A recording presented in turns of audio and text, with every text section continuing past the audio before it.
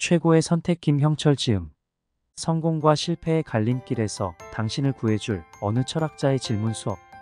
경영이론과 계산기만으로는 풀 수 없다. 숫자에만 밝은 헛똑똑이 리더들을 위한 적나라한 현실 특강. 모험과 안전, 협력과 경쟁, 성과와 책임, 칭찬과 질책. 리더라면 기어코 맞닥뜨릴 갖가지 선택의 기로에서 당신은 무엇을 어떻게 결정할 것인가? 마키아벨리부터 니체까지 당신의 비즈니스에 철학을 입히는 순간 지금껏 보이지 않던 새로운 길이 열리게 될 것이다. 인센티브를 가장 정의롭게 나누는 방법은 롤스. 똑같이 또는 다르게 재배분의 정의. 사람들의 말이 가랑비처럼 조직을 무너뜨린다면 로크. 뒷담화에 대처하는 자세.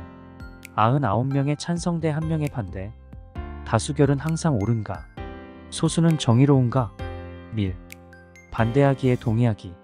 무엇을 버릴 것인가? 무엇을 남길 것인가? 오캄. 조직과 면도날. 불확실성 속에서 답을 찾으려면 무조건 반대하라. 데카르트. 악마의 변호인. 김형철 교수님의 글 중 여기서는 니체 철학의 일부 내용만 옮겨볼까 합니다. 어떤 경우에도 실패하지 않는 전략이 있을 수 있을까? 니체. 어린아이처럼 일하는 사람. 그때 그 사람과 엮이지 않았더라면 지금 이 고생은 안 할 텐데. 그때 타이밍이 너무 좋지 않았어. 오늘도 남 탓, 상황 탓만 하며 아까운 시간을 낭비하고 있진 않나요? 그렇다면 여기 독일의 철학자이자 시인인 니체의 얘기를 들어주길 바랍니다. 니체는 프로이센의 작은 마을에서 목사의 아들로 태어납니다. 그의 아버지는 니체가 5살 되던 해에 죽고 어린 남동생마저 곧 세상을 떠납니다. 니체는 신은 죽었다라는 유명한 말을 남겼는데요. 루터교 목사 집안에서 태어났음에도 어떻게 그런 불경한 말을 남긴 걸까요? 그는 신이 인간을 만든 것이 아니라 인간이 신을 만들었다고 생각합니다.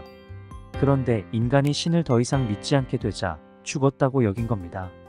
지금 유럽 곳곳에 지어진 웅장한 성당에 가보면 신자들의 모습을 찾아보기가 힘듭니다. 신을 믿는 이가 예전만큼 많지 않기 때문입니다. 이런 현상은 이미 니체 시대에 시작되었습니다. 인간 정신 발전의 3단계. 차라투스트라는 이렇게 말했다 해서 니체는 인간 정신 발전의 3단계에 대해 이야기합니다. 이를 동물에 비유해 아주 쉽게 설명하는데요. 첫째, 낙타의 단계입니다. 낙타는 참을성이 많고 복종을 잘하기 때문에 더운 사막에서 주인이 아무리 무거운 짐을 지워도 불평 없이 묵묵히 다른 낙타의 뒤를 따라갑니다. 낙타에게 필요한 것은 강한 인내심, 즉 정신의 강인함입니다. 낙타는 힘이 없고 소심하기 때문에 주인에게 대들지는 않지만 그렇다고 진심으로 복종하는 건 아닙니다. 사실 사막에서 낙오된다는 것은 죽음을 뜻하기 때문에 마지못해 따르는 것일 뿐이죠. 그래서 낙타의 마음속에는 의상탐망원한 감정이 쌓입니다. 원한 감정은 건강하지 못한 상태입니다. 둘째, 사자의 단계입니다. 인간이 사자와 달리 만물의 영장이 될 수 있었던 이유는 서로 협동하는 윈윈 시스템을 만들 줄 알기 때문이죠. 다른 사람과 같이 어울려 일할 줄 모르는 사람은 똑똑한 듯 보여도 결국 어리석은 것입니다. 그렇다면 세 번째 단계는 무엇일까요? 어린아이입니다. 사자보다 긍정적이고 창조적이죠. 어린아이는 두 가지 특성을 지닙니다. 첫째, 잘 잊어버립니다. 둘째, 자신이 하는 일을 놀이처럼 즐깁니다. 어린아이들 모습을 지켜보세요. 조금 전까지 싸우던 친구와 금방 웃고 화해한 후 같이 놉니다. 장난감을 두고 싸울 때는 평생 원수처럼 지낼 것 같더니 언제 그랬냐는 듯이 손을 잡습니다. 지난 일에 얽매이지 않습니다. 그게 바로 어린아이죠. 낙타, 사자, 어린아이, 당신은 지금 어떤 단계에 와 있습니까? 실패를 공유한다는 것의 의미. 강력 접착제를 개발하는 연구원이 있었습니다. 그런데 개발하는 접착제마다 점착력이 떨어지는 겁니다. 그는 실패작이지만 갖다 쓸 사람이 있으면 가져다 쓰라고 말합니다. 다른 연구원이 실패작을 가지고 갑니다. 그 연구원은 북마크용 점착제를 개발하고 있었는데 개발하는 제품마다 접착력이 너무 강해 책에 붙었다 떼면 책이 찢어졌습니다. 그래서 접착력이 떨어지는 이 접착제를 가져다 썼더니 떼었다 붙였다 할 수 있었습니다.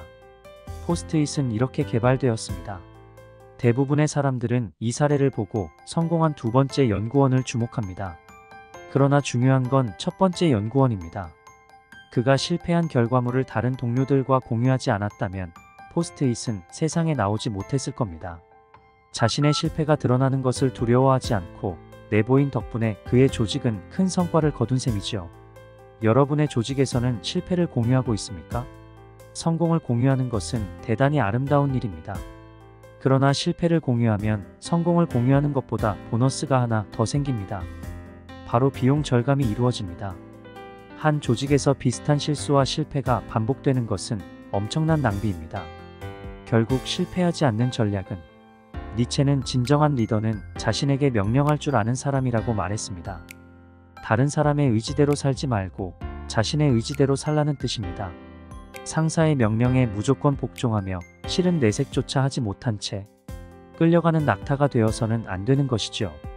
그렇다고 사자처럼 팀플레이를 할 줄 모르는 독불장군은 위험합니다. 모든 일을 혼자 끌어안고 독식하는 사람도 위험합니다. 자신의 명령에 복종하는 사람이 되라.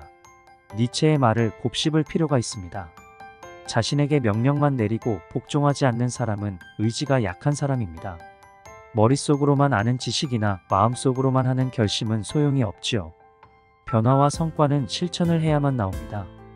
우리 모두 현재 하고 있는 일을 즐길 줄 아는 어린아이가 되는 것은 어떨까요? 자신의 일에 몰입해보는 겁니다. 몰입은 선택과 집중을 통해 나오고 이는 불필요한 것에 에너지가 분산되지 않도록 해주지요. 가장 핵심적인 것에 최대한의 에너지를 쏟는 전략입니다. 지금까지 캔디맨이었습니다. 다음 또 다른 작품으로 인사드리겠습니다. 감사합니다.